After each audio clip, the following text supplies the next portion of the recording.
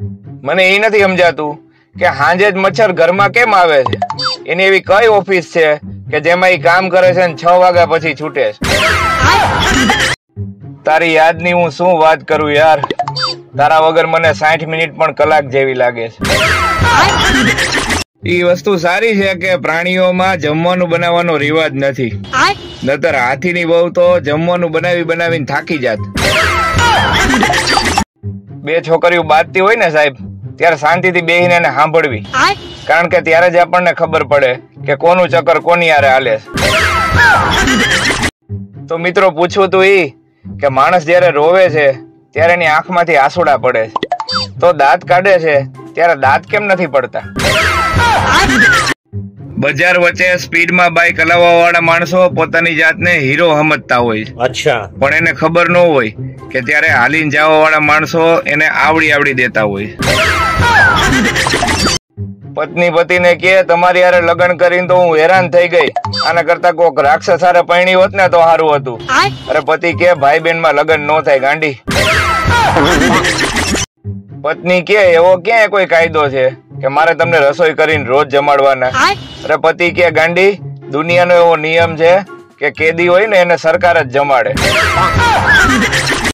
એક તરછોડાયેલો પ્રેમી એની પ્રેમિકાને કે તારે મને છોડી જ દેવો તો બીજું ગમે એ બાનું કાઢવું તું, બીડી તો તારો બાપે પીવે. આ બાયુના પગના દુખાવાની સ્વિચ એના મગજમાં હોય છે, જે નવરાત્રી ઉપર અને લગ્ન પ્રસંગમાં દાંડિયા રાસ ઉપર બંધ કરી દે છે. પુરુષ ગમે એટલો બહાદુર કેમ ન હોય, પણ 1500 રૂપિયા વાળી વસ્તુને 200 રૂપિયામાં માંગવાની હિંમત તો સ્ત્રી જ કરી શકે. લોકો કહે છે કે તમે પ્રેમ વગર ન જીવી શકો, અચ્છા, પણ મારું માનવું છે કે પાણી વધારે જરૂરી છે. હવે એક્ઝામ મોબાઈલ ઉપર લેવી જોઈએ, કારણ કે છોકરાઓની રાઇટિંગ સ્પીડ કરતા ટાઈપિંગ સ્પીડ વધારે. એક જગ્યાએ પ્રવચન હાલતું હતું કે દિશા ખોટી હોય ને તો પાછા વળી જવું, ઈ પછી રસ્તો હોય કે સંબંધ. અચ્છા. તો એક જણો ઉભો થઈને કે સાહેબ મારે દિશા નહીં હેતલ ખોટી છે, તો હું શું કરું? ચહેરાનો રંગ જોઈને કોઈ દી લગ્ન ન કરવા સાહેબ, કારણ કે કાળી કીડી કડતી નથી અને લાલ કીડી સોજાડી દે છે. જમાઈ ઉંમરમાં ગમે એટલા નાના હોય તોય સાસરિયામાં એને તમે કહીને જ બોલાવવામાં આવે છે. અચ્છા. એટલા માટે કારણ કે સાસરિયા વાળાઓને ખબર છે કે એ આપણી ખૂંખાર સિંહણને હાચવીને બેઠા છે. પરણેલાઓ માટે આજનો દિવસ કેવો જશે ઈ રાશિફળ ઉપર નહીં, પત્નીના મોઢા ઉપરથી ખબર પડે છે. અને તેથી એમ કેવાય કે આંખના ડોળા મોટા કરી અને સાસુમાં ઢબ કરતા પગલા પાડતા જઈ વહુ પાસે જાય છે અને વહુને એટલું કહે છે કે વહુ બેટા હવે તો ઉઠી જાવ, સૂરજ ક્યારનો જાગી ગયો. અચ્છા. અને હવે વહુનો જવાબ સાંભળજો સાહેબ. તેથી વહુ ખાલી એટલું જ બોલી હતી કે સાસુમાં સૂરજ મારી પેલા હુઈ જાય છે. ઓ દેશી વસ્તુ હજી એવરગ્રીન છે સાહેબ. મૂળા ને ડુંગળી ખાવા વાળા પાસે પરફ્યુમ વાળાનું કાંઈ ન આવે. એક એવોર્ડ આ દેશના ભાભલાવને મળવો જોઈએ સાહેબ. સામેથી વહુ ઘૂંઘટ ઓઢીને આવતી હોય તો ઈ કહી દે કે આ વહુ કોની છે.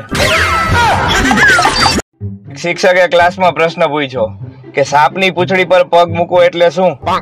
એક છોકરો ઉભો થઈને કે પત્નીને વેકેશનમાં પિયર જતી રોકવી. આ છોકરીઓને એની મંજિલ સુધી પહોંચતા કોઈ નો રોકી શકે સાહેબ. બસ રસ્તામાં પાણીપુરી વાળો ન હોવો જોઈએ. મને મારી ઊંઘ થી અને ઊંઘ ને મારાથી સાચો લવ છે, પણ ઘરવાળા આ સંબંધ થી ખુશ નથી. પત્ની પતિને કે રોજ આમળા ખાવ તો લોહી સાફ થશે ને વિકાર બધા વયા જશે. અચ્છા. પતિ કે જેવું છે એવું પીને ખોટા નખરા ન કર. તમારો મૂડ બહુ ખરાબ હોય ને સાહેબ, ત્યારે તમારી ઘરવાળી સાથે વાત કરી લેવી. એ ખરાબ મૂડ ની એ પથારી ફેરવી નાખશે.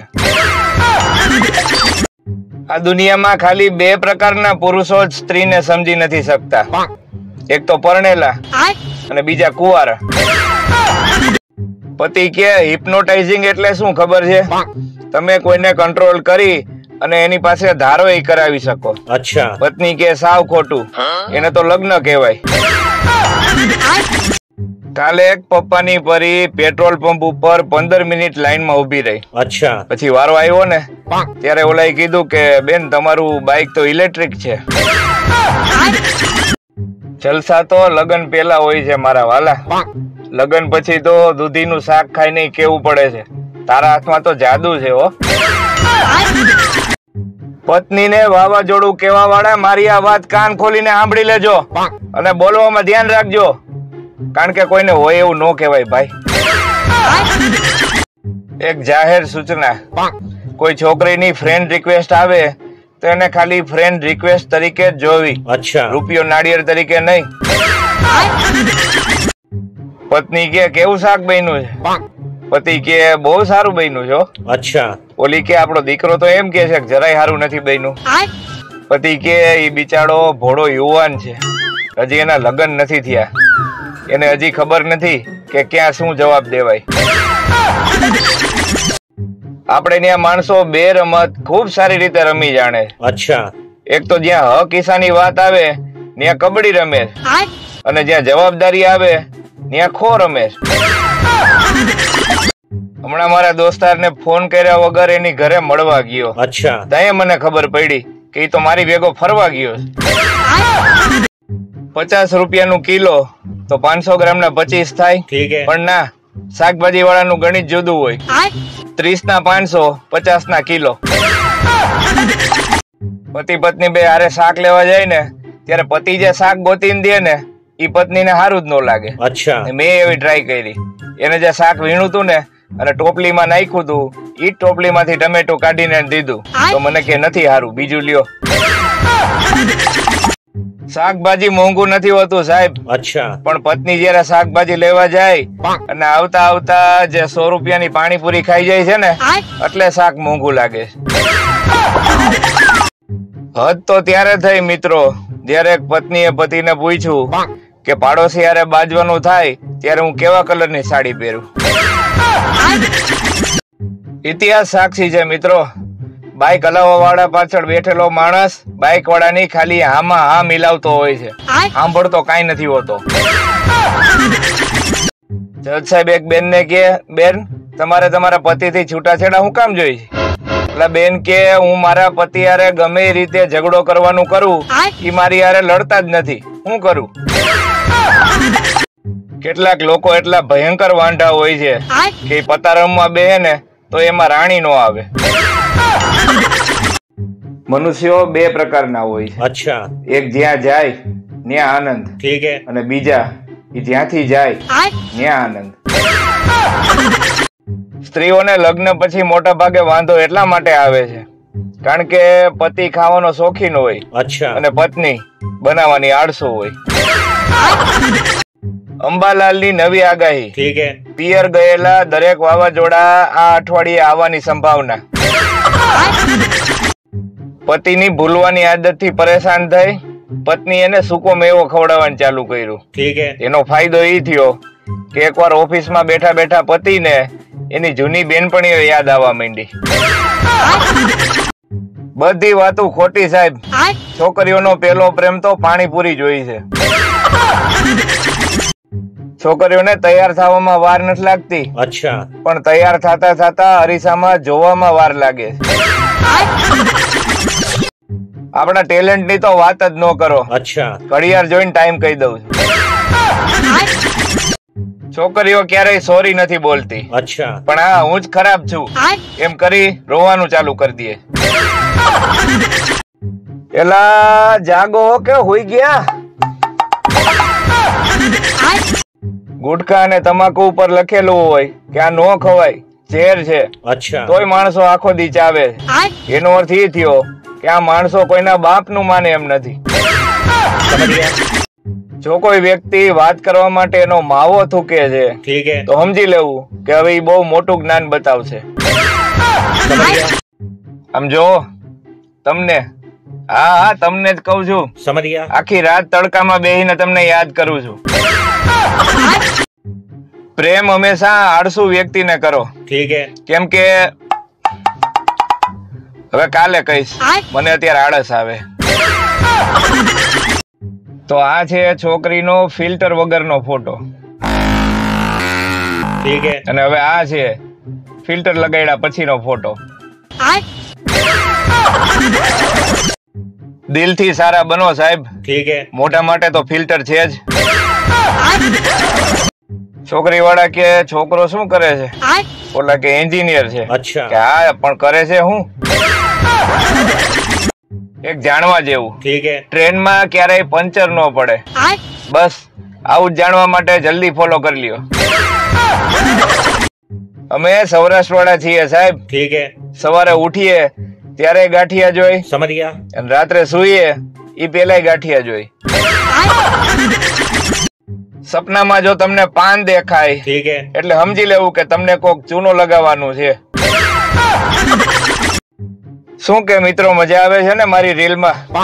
આમ પણ મારી રીલ આયુર્વેદિક જ હોય છે, તમને કોઈ દી સાઈડ ઇફેક્ટ નહીં થાય. છોકરીઓ દિવસે ડીપી માં ફોટો એટલા માટે નથી બદલતી કારણ કે દિવસે તડકો હોય. હું અંગ્રેજીમાં ખાલી એવા લોકો સાથે જ વાત કરું છું ઠીક હે, જેને અંગ્રેજી નથી આવડતું. લોકોને એટલા પૈસા જ ઉધાર દેવા ઠીક હે, જેટલી આપણી ભૂલવાની ત્રેવડ હોય. પેલા વહુ ડરતી કે સાસુ કેવી મળશે, ઠીક હે, હવે સાસુ ડરે છે કે વહુ કેવી મળશે. રજાના દિવસે ઘરે બેઠેલો પતિ ઠીક હે, ઈ પત્નીને ટેમ્પરરી બીજી સાસુ જેવો લાગતો હોય. તકલીફ જ આ છે મિત્રો, જીવ બચાવે છે જે દવા ઈ આપણે ડિસ્કાઉન્ટમાં જોઈ છે, ઠીક હે, અને જે જીવ લે છે ઈ દારૂ ઈ આપણે કોઈ પણ કિંમતે જોઈ છે.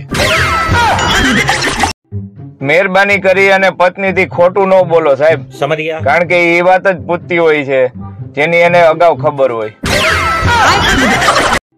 ખભા ઉપર હાથ મૂકે અને મન હળવું થાય ઈ ભાઈબંધ, ઠીક હે, અને ખભા ઉપર હાથ મૂકે અને ખીચું હળવું થાય ઈ ગર્લફ્રેન્ડ.